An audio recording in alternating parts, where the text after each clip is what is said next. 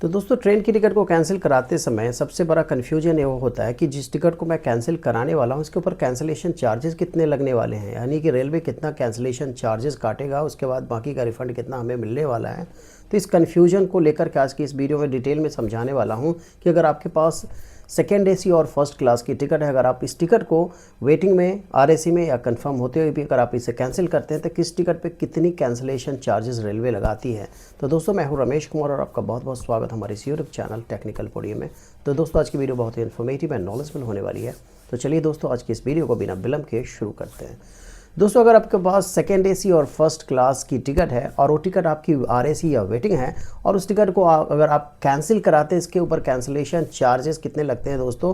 तो अगर AC class की टिकट अगर आपके पास है सेकेंड एसी या फर्स्ट क्लास की, तो इसके ऊपर cancellation charges 60 rupees plus GST plus पर पैसेंजर के हिसाब से काटे जाते हैं और बाकी का रिफंड आपको ऑनलाइन के केसेस में आपके अकाउंट में और ऑफलाइन के केसेस में आपको काउंटर में दे दिया जाता है दोस्तों।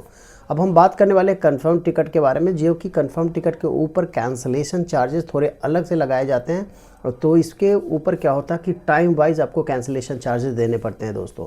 तो आपके पास अगर सेकेंड एसी और फर्स्ट क्लास की टिकट है, अगर आप अपनी टिकट को ट्रेन के शेड्यूल डिपार्चर के 48 घंटे पहले अगर आप इसे कैंसिल कराते हैं तो इसके ऊपर कैंसिलेशन चार्जेस 200 रुपये प्लस जीएसटी के हिसाब से लगाया जाता है। 200 रुपीज़ प्लस जीएसटी पर पैसेंजर के हिसाब से लगाया जाता है दोस्तों। पर पैसेंजर यानी कि एक पीएनआर पे अगर 4 पैसेंजर हैं तो चारों से 200 रुपये प्लस जीएसटी के हिसाब से चार्ज किया जाएगा और बाकी का रिफंड आपको दे दिया जाएगा।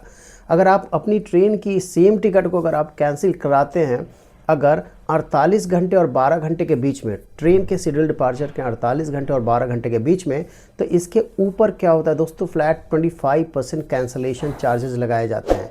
25% मतलब दोस्तों अगर आपकी ट्रेन की टिकट अगर सेकेंड एसी या फर्स्ट क्लास की टिकट मान लीजिए कि 2000 रुपये की है, तो इसके ऊपर क्या होगा कि आपको 500 रुपीज़ काटा जाएगा और बाकी का क्या होगा कि आपको रिफ़ंड कर दिया जाता है दोस्तों।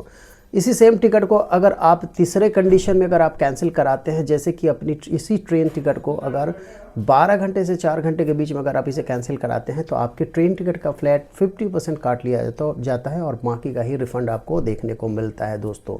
और लास्ट कंडीशन के बाद मैं करने वाला हूं, अगर आप अपनी ट्रेन की टिकट को 4 घंटे से कम यानी कि ट्रेन के शेड्यूल डिपार्चर से 4 घंटे से कम समय में भी अगर आप इसे कैंसिल कराएंगे तो इसके ऊपर क्या होगा कि आपको 1 रुपये का भी रिफ़ंड रेलवे नहीं देती। एक और बात मैं करने वाला हूं जो स्पेशल रूल्स के बारे में। अगर मान लीजिए कि आपको मैंने पहले बताया था कि minimum cancellation charges second AC और फर्स्ट क्लास के लिए है 200 रुपीज़ प्लस जीएसटी पर पैसेंजर के हिसाब से। अगर मान लीजिए आपकी ट्रेन की टिकट 500 रुपये की है और उस पर अगर 25% अगर मान लीजिए कितना 125 रुपये हो रहा है दोस्तों, तो 125 रुपये यहाँ पे 25% के हिसाब से नहीं काटा जाएगा। यहाँ पे मिनिमम कैंसिलेशन चार्जेस जो है 200 रुपये प्लस जीएसटी है दोस्तों।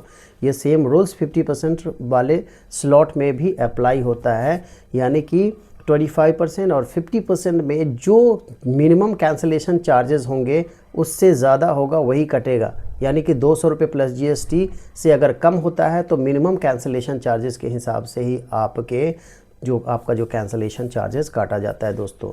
दूसरी बात मैं बताने वाला हूं कि जितने भी कैंसिलेशन चार्जेस मैंने आपको बताए हैं सब के सब है पर पैसेंजर के हिसाब से, पर टिकट या पर पीएनआर के हिसाब से मैंने आपको नहीं बताए हैं। तो कैसी लगी वीडियो कमेंट बॉक्स में ज़रूर बताएं। मिलते हैं एक और इन्फॉर्मेटिव और नॉलेजेबल वीडियो के साथ, तब तक के लिए बाय। Thanks for watching.